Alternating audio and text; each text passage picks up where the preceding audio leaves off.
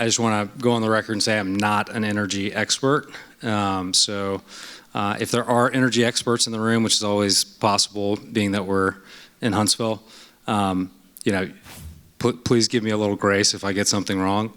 My goal is really to give a little bit more of a perspective on kind of what the scuttlebutt is in the tech community around energy concerns. And if you follow the venture world at all, you know this is a really big topic right now, right? One of the everybody's talking about NVIDIA chips, and we're chip constrained, and we need more chips.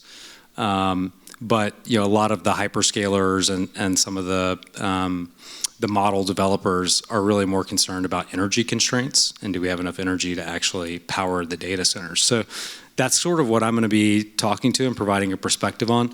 This was a headline from a few days ago. You may know that Elon Musk's his xAI has the largest training cluster in Memphis, right up the road, where he is training Grok 3, which will be the first model, the first LLM trained on a 100,000 GPU cluster. And he's publicly stated he wants to expand that to 200,000 and then eventually a million GPUs. And Memphis basically said, hey, we don't think we can power that if you were to do it. And so what I'm going to be really sort of speaking to today is this idea of like how does the growth in AI impact energy demands, and how might we, as the U.S. approach solving for that. And a lot of this is going to come out of this essay. I don't know if anyone's read this, the situational awareness essay that was put out by one of the sort of key kind of safety researchers with OpenAI who left and put out this sort of manifesto on the future of AI and what the implications of it would be. And so a lot of this I really sort of cribbed from situational awareness, a lot of the sort of information I'll be sharing. Sort of electricity and the implication of it was really a big part of the topic of this. And I think most people would say Leopold, who wrote this is a chart from that essay, is probably on the more optimistic end, right? If he were, he's going to be a techno-optimist. But he's projecting that by 2030, the electricity demand from AI will match our entire electrical output in the U.S. Now, I'm maybe a little bit more conservative than Leopold is. I think maybe he's a couple of years early on that prediction. But you can look at that and you can look at this chart and say, 5 years from now, we're projecting that the data centers, based on the scaling that we're currently seeing, if that continues, those data centers would consume roughly the amount of energy production that we have as capacity for a country today. And so, part of the thing that we have to look at is like, well, all right, that would imply, if that's true or even close to true, that we need to expand, energy production capabilities. But if you look at this chart, the top line there is total electricity generation. We really haven't expanded, our capabilities from how much electricity we as a country can produce in 20 years. And the idea that that sort of like scale is actually very difficult to achieve. And so just to kind of like talk through, what does me using ChatGPT have anything to do with power plant construction, right? Like that's a pretty hard thing to connect the dots on. Basically, the framework I'm going to use to talk through this is how intelligence, which we will consider, your ChatGPT, your Claude, the model that you're using, as that improves, as that gets better, that generates revenue for the developers of these models. So the OpenAIs of the world, the Anthropics, Microsoft.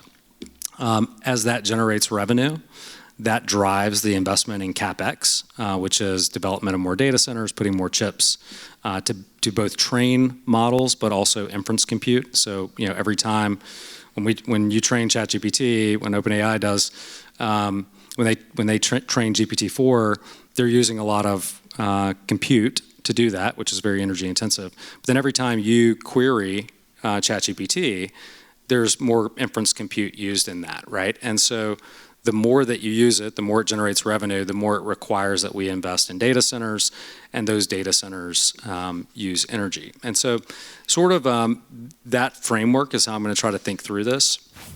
So the first thing to look at is intelligence.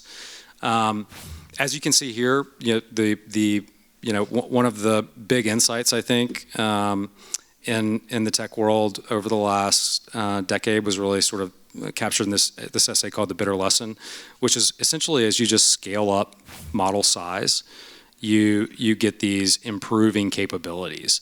And it was almost sort of surprising. It feels like we're kind of brute forcing our way to more and more capable AI models. But essentially what these charts demonstrate, I won't quiz you on these, is as we build bigger clusters, more and more chips connected together for these training models, and we run those models for longer periods of time, we have larger and larger parameters, what we get is better and better outputs, right? And we don't really even necessarily have to get smarter and more sophisticated about how we design these. We just build bigger and bigger data centers and train bigger and bigger models. And the capabilities, if you ever interacted with GPT-2, or GPT-3 when ChatGPT first came out, and then GPT-4, and you've seen how those models have gotten way more capable. And that's just at a base level, a byproduct of the models getting better because we're just using bigger and bigger data centers to train them. And so that's a little bit surprising, I think, to a lot of the people in the industry. We're kind of surprised by this. It was called scaling laws. And there's been a lot of debate recently about whether or not we're running into a wall, a wall for whether this will continue to be the case. And the big test that's being run right now, the sort of experiment that's going on, is Elon Musk's Grok 3, which is being trained on that 100,000 GPU cluster I mentioned earlier. And that's supposed to come out in the next couple of months. If we see that Grok 3 is just way, way more capable than GPT-4, then I think you can expect that there's going to be a massive increase in CapEx spend, and they're going to continue building bigger and bigger data centers and training bigger models, because that'll be like the first really big test of can we continue to get this kind of improvement by simply building a bigger data center, essentially. And so that's going to be something we'll figure out in the next couple of months. But one of the things that this sort of like smarter models drives more and more use of these underlying models, and we're still like basically in day one, right? Like I assume everybody here, because you're at an AI symposium at the Space and Rocket Center, probably uses ChatGPT. Yes, if you're a government employee, pretend you don't. Then like so you're using these today, but like the real like heavy use of this is where it starts getting built into business applications, the types of companies that I invest in that are building new applications that are doing thousands and thousands of API calls to these models every hour. That's where you're really starting, or they're building agentic workflows where they're sort of stringing together dozens or hundreds of model requests for a single task to get a really high output. That's really where you're going to start to see the drive up in usage. And we're still like very, very, very early in terms of that. But one of the things that like will be a challenge to this idea that we're going to really drive up the demands for energy is how much this can scale. Can these companies actually afford to continue making these investments? If you follow Microsoft, Satya Nadella said they're going to invest $80 billion this year in infrastructure build out, already sort of allocated, and they have the money to pay for it. And you can go like, well, how can you do that, right? Like, how can you justify that level of investment? And I think a good framing for that, the way that I think about it, and maybe this is because I'm thinking about it from kind of a VC perspective, is a tech company with $100 billion in revenues. Like, what would it take to generate $100 billion in revenues using one of these models? And so, take the example of Microsoft. Microsoft has about 300 million users in their Office suite. And if you can imagine a third of those users being willing to pay $100 a month, that'd be $100 billion a year. And if you could have a model that was good enough to, go into Word, write your documents for you, go into Excel, do your data analysis for you, where you could just say, hey, I need you to now build this type of financial model, something I have to deal with often. I want it to be for 36 months. Here are just some raw inputs, ask me some questions, and build that financial model. And I don't have to go and I don't have to figure out how to write all the formulas. Would I pay $100 a month for something that could do that? Absolutely I would. And I think a lot of people would. And so that's kind of the bet that Microsoft is making, that all of these companies are making, that's driving this investment.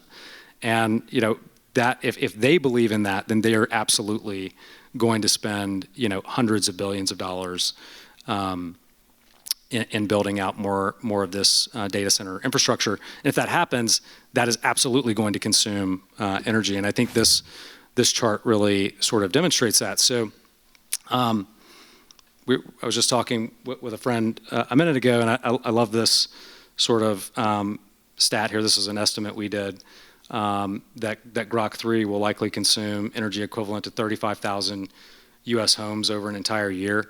And he said, it sounds better if you say one house over 35,000 years. So yeah, just what it takes to train that new model that XAI is doing, you could power your house for 35,000 years. So that's one way to get a sense of how much energy is being consumed, and that's just the training, right? Which is more energy intensive than just a basic query. But you can see how GPT-3 to GPT-4 to Grok 3, how the number of GPUs is scaling, the power consumption of those GPUs is increasing, and so the total energy cost is going up. And now that's just one data center, one model in Memphis. And so you start to extrapolate that and say, well, what does that look like if this continues? If Elon gets his way and goes and builds a million GPU model, now all of a sudden you're starting to actually have a pretty big impact on the grid and on our energy demands. So that's a little bit about how the revenue kind of drives this. This is another great example. I'm sure all of you have heard about NVIDIA a little bit over the last year. They have been one of the primary early beneficiaries of a lot of this build out, and this is demonstrated by their data center. This is quarterly data center revenues, 6x growth in 2023. You can see here some of the CapEx expenditures by the sort of the tech giants, and 2025 is going to be a pretty big increase over 2024. And we really don't see any signs that this is going to slow down. This was from last week, I guess, show of hands if you heard about Stargate, the big announcement there, $500 billion in AI infrastructure investment over, I think, the next 4 years. And, even if it was half that, that's a pretty significant amount of infrastructure, probably the biggest infrastructure project that we've had as a nation. I guess some of you that work at NASA could tell whether it was a bigger project than some of the things that we've done with the space race and things like that. But it's on that scale, right? It's that kind of scale of infrastructure build out. And part of the debate that I think is raging right now, if you go on X and you follow all the people that are madly tweeting about this, is DeepSeek, the model that sort of came out on Christmas, or I think the paper came out on Christmas, but people just started paying attention really in the last few days. And it was a sort of Chinese model, and they said, hey, we got this model and we did it way, way cheaper. And there's all this question now. I think on Monday, NVIDIA stock dropped 17%. It's a great buying opportunity, in my opinion. And it was a sort of challenge to, well, is that actually going to require all this build out? Because maybe they figured out a more efficient way to do it.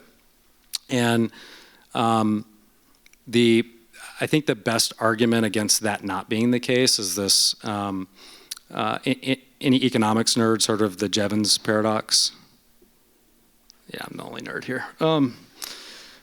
So the Jevons paradox is this idea that as things get more efficient, as means of production get more efficient, there's in certain areas we don't consume less, we consume more, right? So like your LED light bulbs get more efficient, you just leave them on more, right? You don't just stop using that electricity now. Like your electricity use probably hasn't gone down because of LEDs. It's gone up because now you have like a big screen TV and you have like all these other things.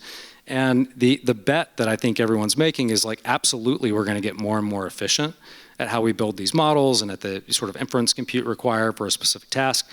But we're going to continue to need to build more and more of these beautiful data centers. And the reason for that is like the big driver, regardless of like how much you use ChatGPT, is that we are basically outsourcing office work to data centers, right? And that is the thing that's starting to take place in the venture community now, where most of the companies that are really exciting are the ones that are, building an AI sales development rep, building an AI customer support rep, building an AI recruiter, and taking something that was sort of an office job and turning it into an AI agent. And now that is, that unit of labor has been turned from a human showing up and doing that job into a bunch of inference compute in a data center. And the economic motivation for that is massive, right? So like you are going to see, and this is going to be the big theme I think we'll see this year, you're going to see a ton of these jobs being moved in, like new AI agents, new platforms coming out to do like customer support. And every time that happens, it's driving more and more demand for compute. And so I think you're going to see, and I think all of the, if you look at all of the hyperscalers, the big tech companies, none of them saw this stuff from DeepSeek and were like, oh yeah, we're going to spend less money now, right? Because they believe it's just going to increase demand. So what does that all, like, how does that actually impact you and sort of the energy that, that we all require? This is another chart from situational awareness. So I'm really just like stealing a lot of his good research here. But this gives you a sense of the scale of how like this annual investment in CapEx by these big companies, how that drives the number of chips that are being deployed and the power that is required to run those chips, and what percentage of that is of the electrical capacity in the United States. And so this like capacity isn't this like flexible thing that just, we just like sort of turn up the capacity, right? Well, like you have to go build a new power plant, right? And that takes quite a long time, is very, very expensive. And if these projections hold out and we get to 2030 and these companies, instead of spending, $80 billion are spending, $8 trillion, Microsoft's spending 80 billion, but if as a whole we're seeing like trillions of dollars in investment, because the bet being that all these sort of functions and jobs are going to be able to move into data centers, and there's going to be a massive amount of revenue that follows that, which is going to again drive that sort of virtuous cycle from revenue drives CapEx investment. That would be 100% of our current electrical capacity. So that requires that like, you have to go build more power plants, right? Or you have to import electricity. And so you may say, well, yeah, this situational awareness thing, that guy's probably like, he's in San Francisco, he's crazy, like he's too optimistic. This is from Wells Fargo. They're projecting that a little more conservative. They're projecting that 20% of all U.S. electric capacity will be used by 2030 for AI. This is a chart from very well-respected energy consultants and their probability-weighted estimates of how much power will be used. And so basically they're at call it like 30% of U.S. electric capacity being used by 2030. And whether it's 20 or 100, it's a massive deal, right? It's a huge, huge impact, and it'll impact everybody in this room, because if we don't solve for it, like, your electricity is going to go through the roof, because we have a sort of finite amount of that production capacity. And so that's kind of the implication there. One of the things that you'll hear people say sometimes is, well, what about efficiency? What if we just, like, our computer chips are going to get more efficient, and that's going to drive down the amount of electricity that we have to use for all these functions, and technology catches up, it'll be fine. One of the things that we've seen is that we have gotten more and more efficient over time. What these charts show is basically how much more efficient we're getting with compute, with chip design, and the amount of electricity that's used per flop. And what we find is that we just increase the amount of compute, right? Like, we don't take that energy efficiency, again, back to this sort of idea, as we get more efficient, we just use more of the thing. So as these chips get more and more efficient, that doesn't actually, and we've seen this play out, we already have, like, the data, we know that we don't actually save that electricity, we just add more transistors and use more electricity. All right, so, like, where does it come from, right? How do you solve the problem? You can see my beautiful PowerPoint skills here, included with circling. Basically, you have this, like, really interesting dynamic that's going to be unfolding over the next couple of years as this debate wages, because there's some geopolitical implications to all of this. Let's just say that we need to add 30%, right? Like, as a kind of a safe, non-crazy number. We need to add 30% in capacity to our electrical grid production capabilities. Well, we sort of have, like, these two options. We can get it domestically, which means we have to, like, essentially do more fracking. Like, we can't, if we're talking about over the next 5 years, like, we're not going to build a bunch of, like, new nuclear plants, most likely. Hopefully we start doing some more sort of small nuclear, Gen 4 type reactor stuff. But, like, I wouldn't bet on it. I wouldn't bet on it in, for the next 3 years being able to solve that type of energy. So you're going to see a lot of fracking, which has some political, concerns with it. Or you're going to be, going to the Middle East and purchasing a lot more oil.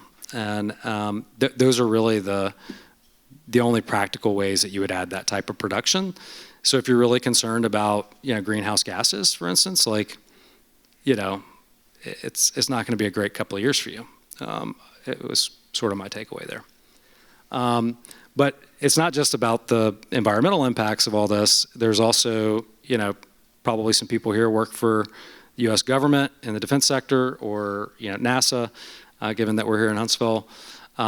There's real sort of geopolitical concerns around, well, if we can't figure out a way to power these data centers, is OpenAI going to go build their really big monster facility in the Middle East? And would we want that, right? Like, if we're sort of on this path to these really, really powerful AI models that can, sort of outthink any of us in the room at any given task, would we prefer that be controlled by the U.S., or would we prefer it be controlled by some other less democratic countries? And so, that's like that's a big concern right now. I think you've seen a lot of that being discussed if you follow, sort of the politics that are related to energy. There's a ton of new policies coming out at the federal level to make it easier to access our domestic energy capabilities. And the hope is, I think, like, I'll give you the sort of Glenn Clayton perspective on this. Like, I am very concerned about, the environment and greenhouse gas, but I'm more concerned about not keeping AI, like, a really, really advanced AI capabilities domestic. So, like, I hope we drill a lot, I guess, would be my takeaway. So, like, what's the likely outcome here? If I had to guess, I think we will see about 20% of compute being outsourced of our domestic computation requirements. Like I think that's probably like something that most people in the sort of government security state would consider okay. I think if it gets up to 40%, like if we have to go put like 40% of our data centers overseas, I think that starts to become a real like sort of national security concern. From if you look at just some of the policy papers on this, and the U.S. government's going to play a major role in this, as you've already seen with some of the recent policy changes. But kind of regardless of how easy it is at the federal level to do some of this stuff, we also have state and local regulations that can be an absolute nightmare as it relates to like sort of permitting and getting all the things you need to go build a power plant, right? Like, and some of the scale of the infrastructure build out that we're talking about is, I mean, incredible. Like we're talking about building the largest power plants that we've ever built, right? By like an order of magnitude in order to power some of the data centers. Like if for Stargate that came out last week, I think the plan is for most of that to go into Texas. That's because of its strategic location, relevant to sources of energy. And you're talking about needing to build a power plant that's like a 7 gigawatt power plant, which is like way more than what we've done in the past. So it's going to be interesting to see how this dynamic ends up impacting which states investments take place in for data center and compute build out, because it's going to probably go wherever it's least regulatory constrained, that's also near natural energy resources, like the shale fields and that sort of thing.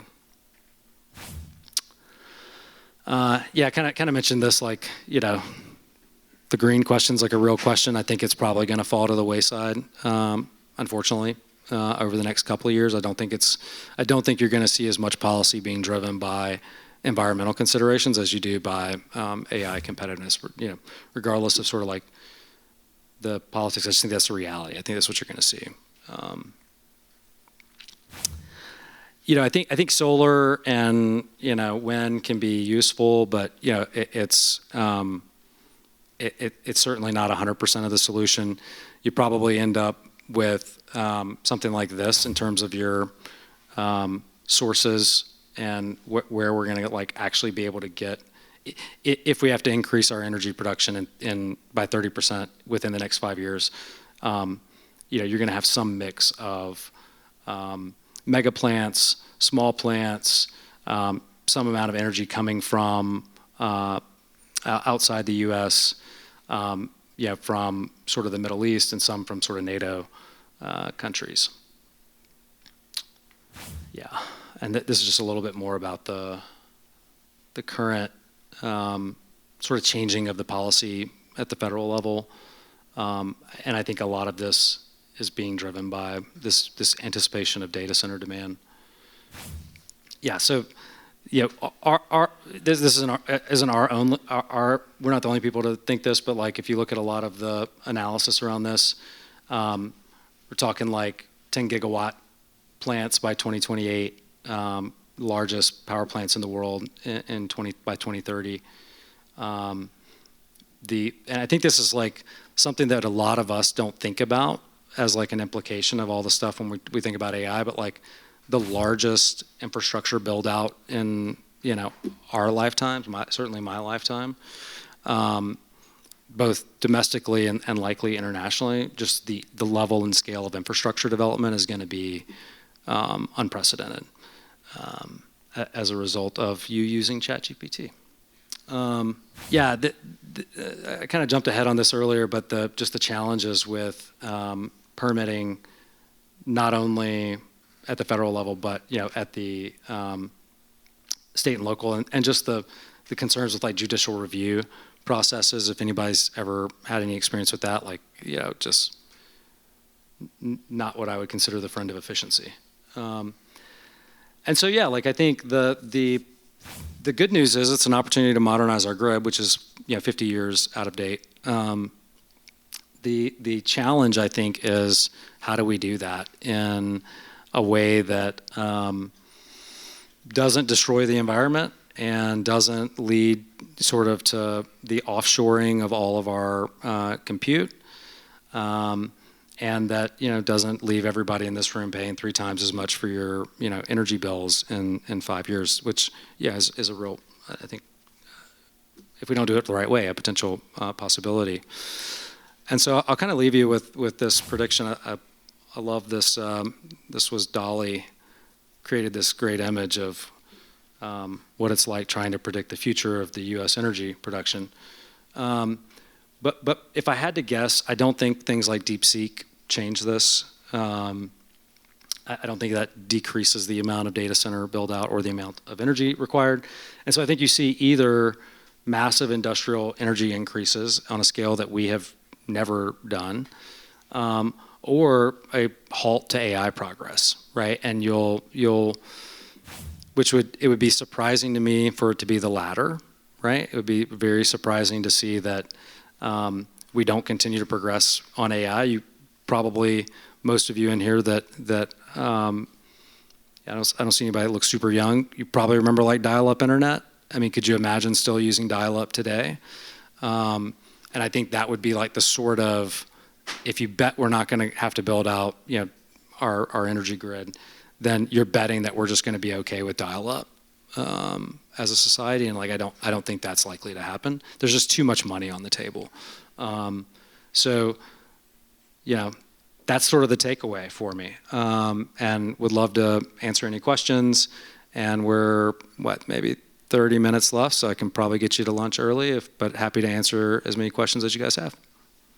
Yeah, hey, I'm Rusty. I'm an electrical engineer, work with utilities a lot, and that is the absolute ideal client for a utility. It's a large load that's 24-hour continuous. Mm-hmm. Their plants run 24/7. They don't like us because we're small customers. We cycle up and down all day. They hate it.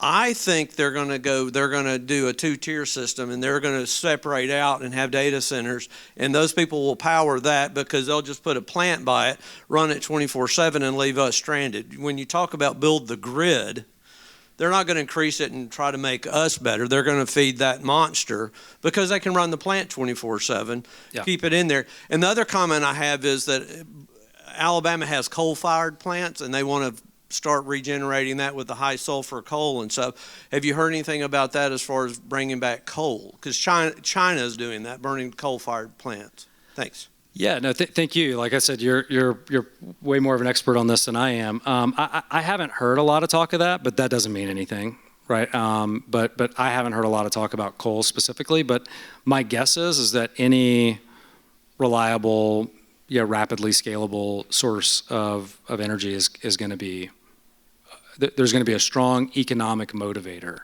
behind it. Whether that's, these sort of small reactor programs that, China's way ahead of us on in terms of nuclear, next-gen nuclear, or, using more oil and natural gas, whether that's, coal. Like, I think it's going to be all of the above probably because there's just going to be such a high demand overhang. But I don't know. Yeah. And follow-up question, I think, to what you just talked about, which is not only the modernization of the power grid, but also the hardening of the power grid. I've heard in other forums people talk about how that the power grid is extremely susceptible to both attacks as well as space events like CMEs and other things like that from solar weather. So I'm just wondering if there's any overlap there, if you could expound on that a little bit. Yeah, I like, again, I don't have a ton of expertise in that area, but what I will say is like, I think more and more people are realizing that AI is going to be more than this like kind of cool tool. It is going to be this sort of strategic asset from like a sort of global political perspective. I think the U.S. government is going to increasingly view, and that's one of the things that's talked about. If you haven't read that situational awareness essay and you like to nerd out on these random things, like that's an excellent article to go to. It talks extensively about sort of the geopolitics of this. But if you think about AI as the next sort of nuclear, right, in terms of capabilities, right? If you've got the best, smartest, most capable AI models, a year, 2 years, 3 years from now, I think that's going to be like a strategic asset from a national state perspective. And protecting the data centers and by proxy the energy grid that powers them, I think is going to become like a very strategic military almost type decision is my guess. I don't know, but like that would be my guess. I assume our grid is already at that scale, but I think it's going to be increasingly important as we become more reliant on AI. There are 3 dimensions of advance in technology that weigh on this topic. One is the efficiency of the technology, the actual chips, or if we find a different chip that's more efficient. The second is the software. So that's what DeepSeek represents. And the third is power generation and power transportation, or to the point of this gentleman here, generating the power local to where it's going to be used. And all of those things could be enhanced in terms of the rate of advance by AI. And if what we're going to do with the additional power capacity is just consume it for the sake of AI and ever-increasing powers of AI, we'll find that technology will be improving in ways that are not necessarily predictable now. So if we're going to start talking about 2030 and beyond, it's going to get harder and harder to predict because we can't just use a straight trend line or a straight curve from where we are now. Yeah, no, I completely agree with that. And I'm like a big believer. I'm a definitely sort of techno optimist, and I think the advances in AI will help us with this. What I would caution against, though, is like I have no idea what's going to happen 5 years from now. But between now and 5 years from now, my concern would be even if we get smarter, the way you solve the energy production is a sort of atoms, not bits problem. And we, as a country, like I don't think we've excelled at large-scale industrial infrastructure projects over the last 50, 60 years. And the concern is like how quickly can we actually take that better technology, that better learnings about, well, we figured out how to build a better power plant. Well, you still got to go build the thing, right? And like we haven't shown that we as a country have excelled at that in the last 50 or 60 years. And I think to excel in AI, we're going to have to be able to excel in those like large scale industrial grade projects is the bet I would make. I don't know, but that's sort of I would say is a good probability is that we're going to have to get really good at that stuff, both from a regulatory standpoint, making it easier to do these kind of projects, and just from a skill set standpoint. But yeah, I totally agree. So I agree with you as well. I think it'll be cogenerations next to these massive AI plants, for lack of a better term. But do you think all levels of energy will be required? Wind, solar, coal, again, what have you? Yeah, I mean, like I say, some people in this room are probably more experts on the specific details of that. But I think if you just look at, from our analyst perspective, we look at it and say like, just the magnitude of how much production capacity increase is required. Where could you actually? What are the sources you could actually go to get that level of production capacity increase? And I think it's going to end up being, largely natural gas and oil and other sort of hydrocarbon type energy sources is going to be where the bulk of that comes at over the next 3 to 5 years. If you're trying to figure out how to like do that scale of 20, 30, 40, 50% increase in production capacity, because I just don't think like even if we figure out how to build a better nuclear power plant, like you still got to go build the thing, right? And if you need the power 2 years from now, like you got to be able to build the plant in that time period. And so you sort of look at what's the infrastructure that's here today that could actually be utilized. So So you answered my question a little bit with what you just said about nuclear. I was going to ask, what do you think was really holding our country back? I guess it is a little too late now, according to you, to try to start build up our nuclear infrastructure to power this. Well, I don't think it's too late, but like I think we should totally get started on it now. But I don't think it's gonna like be the solution for if we need 20 or 30% increases in capacity in 3 to 5 years. I don't think it's gonna be like, oh, we'll solve that with nuclear. But I think we should absolutely like the fact that we haven't been more in nuclear is kind of crazy to me. But again, I'm not an expert. But you know, Gen 4 reactors are like basically from what I've read, you know, sort of meltdown proof.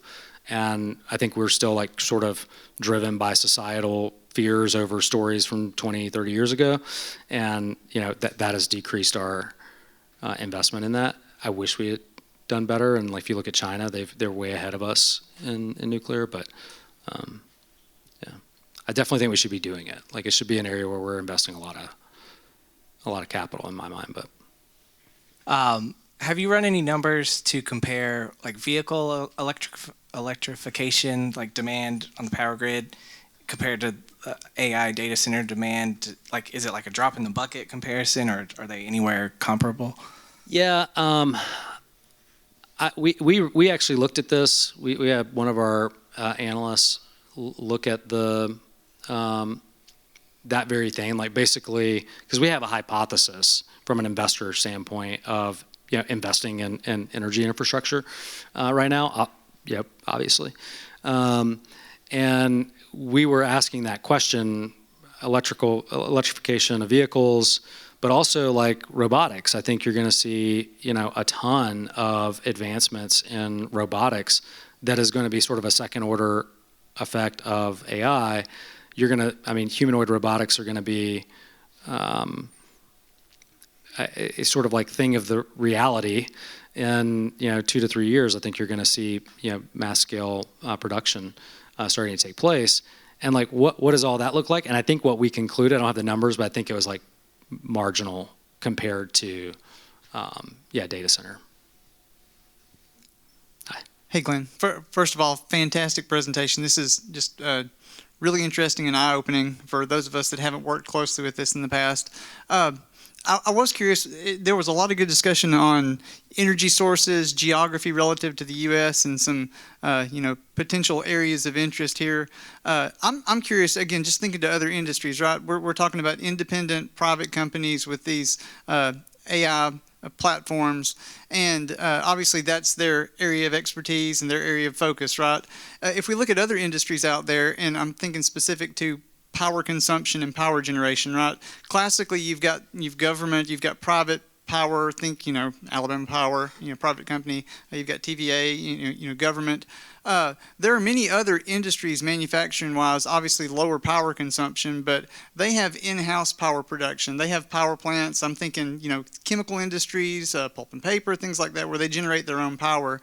And so, just curious for these AI companies out there that have a need in the future where they know they're going to need more electrical power. There's one position where you can go and just plan to buy it from somebody where it doesn't exist today. Are any of these companies looking at, hey, maybe it would make sense for us to build our own plant? We know it's going to be, as the gentleman mentioned earlier, a very steady, predictable consumption, right? Mm-hmm. Has there been any discussion on that relative to in-house versus out-house? I think there has been a lot of speculation, and Sam Altman and I are not friends, so he doesn't like talk to me about this stuff. But there's definitely a lot of like, the scuttlebutt again is that they're certainly looking at that. I think that's part of what some of the capital with Stargate will go into energy production.